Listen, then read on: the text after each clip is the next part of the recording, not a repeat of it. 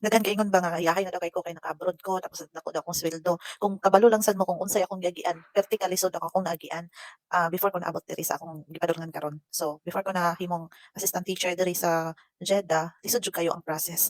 Naa dito ang stressful kaayo, parang to the point nga kanang daghan gastuson, daghan expenses nga ma-involved sa process. That's why nga kanang dili jud sayon ang mag-apply sa abroad. So, muna siya nga gi-grab na ko ning opportunity. Dili ingon nga yahay na ko diri yahay.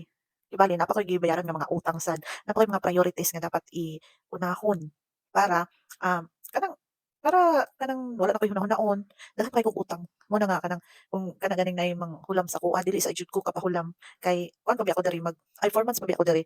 So, dili lang pud kana akong gigastuhan, napod ko'y gipang bayaran pa nga mga kanang siyempre kato ako nagasto sa process. Kay una na kong process is kuan man 'to, Singapore akong gi-applyan. Tapos na kuan ko na-upload ko dito tapos nakagasto na ko ato sa mga papers nga akong ipang-prepare. So, ato pa lang daan dako na kay tog kuan, dako na kay kog, tulubagon ato or dako na kay kog bayronon ato nga time katong na-upload ko last last year. So, karon kay na dayon naman ko diri, naa pa gyapon nagpabiling pa gyapon akong utang, wala pa gyapon ko na-impas. Mao na nga kanang kung naagay manghulam sa kuha dili sa gyud ko kapahulam og kwarta maski kuan kay tipid sa jud ko kay daghan pa kog bayronon. So, mao ra pud 'to, kay basin makaingon ang uban nga kanang kuan na kay ko kanang unsa na kanang dalo dalo kay ko when it comes nga kanang kuan kanang naay manghulam, di sa gyud ko kapahulam kay pasabot naman mo nga kuan, na pa gyud ko'y gibayaran. So, mao ra 'to.